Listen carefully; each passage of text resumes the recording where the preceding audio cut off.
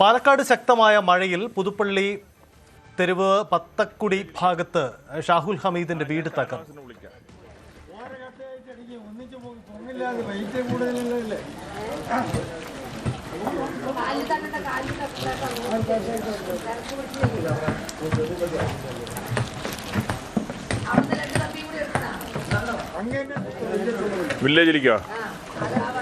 മണ്ണാർക്കാട് അലനല്ലൂർ കണ്ണംകുണ്ട് പാലത്തിൽ വെള്ളം കയറി.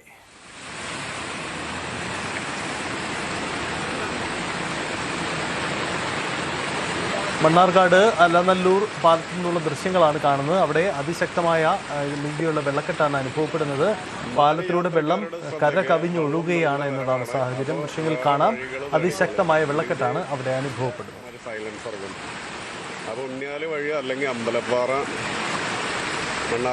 പലയിടങ്ങളിലും ആളുകൾ ഒറ്റപ്പെട്ട അവസ്ഥയിൽ തന്നെയാണ് മുന്നോട്ട് പോകുന്നത്.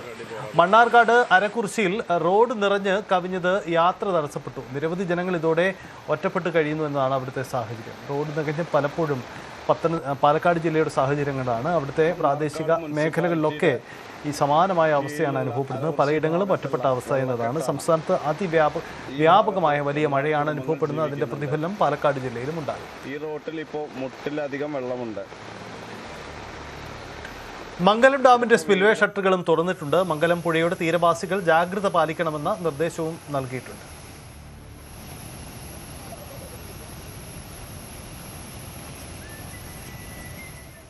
നെല്ലിയാമ്പതി ഉൾപ്പെടെ മലയോര മേഖലയിലെ വിനോദസഞ്ചാര കേന്ദ്രങ്ങളിലേക്ക് പ്രവേശനം നിരോധിച്ചിട്ടുണ്ട്. കാരണം ശക്തമായ മഴയാണ്. മണ്ണിടിച്ചിലടക്കമുള്ള വലിയ ദുരന്ത സാധ്യതകൾ മുന്നിൽ നിർത്തിയാണ് അത്തരത്തിലുള്ള ജാഗ്രത ഇപ്പോൾ പ്രഖ്യാപിച്ചിരിക്കുന്നത്. മലമ്പുഴയിലെ കവലയിലും സഞ്ചാരികൾക്ക് പ്രവേശനം നിരോധിച്ചു.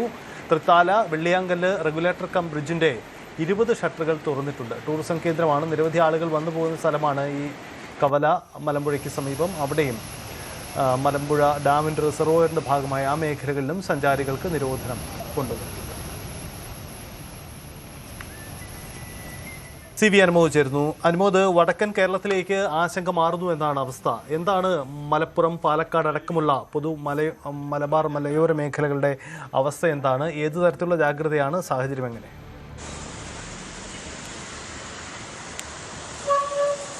സജിത്ത്, പാലക്കാട് ജില്ലയിൽ മലയോര മേഖല, പ്രത്യേകിച്ച് സൈന്യവാലിയുടെ ഭാഗമായിട്ടുള്ള മണ്ണാർക്കാട്, അലനല്ലൂർ തുടങ്ങിയ മേഖലകളിലാണ് മഴ വലിയ നാശമുണ്ടാക്കിയിരിക്കുന്നത്. അവിടെ പലയിടങ്ങളിലും വെള്ളം കയറുകയും റോഡുകൾ മൂടുകയും ആളുകൾക്ക് സഞ്ചാരിക്കാൻ കഴിയാത്ത ഒരു സാഹചര്യം ഉണ്ടാവുകയും ചെയ്തിട്ടുണ്ട്.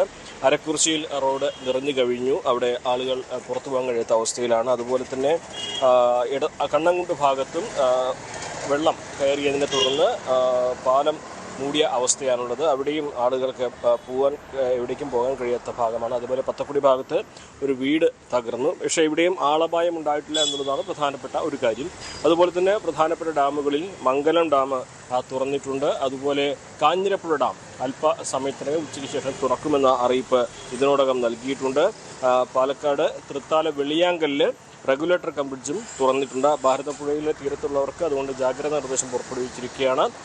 ഈ വെള്ളിയാങ്കല്ല് തുറക്കുമ്പോഴും അതുപോലെ തന്നെ കാഞ്ഞിരപ്പുഴ ഡാം തുറക്കുമ്പോഴുമൊക്കെ അതിൻ്റെ തീരങ്ങളിൽ, അതായത് മലപ്പുറം ജില്ലയുടെ ഭാഗമായിട്ടുള്ള കുന്തിപ്പുഴയിലും ജലനിരപ്പ് ഉയരാനുള്ളൊരു സാധ്യതയാണ് ഈ കാഞ്ഞിരപ്പുഴ ഡാം തുറക്കുമ്പോൾ ഉണ്ടാകുന്ന അവസ്ഥ. മലപ്പുറം ജില്ല.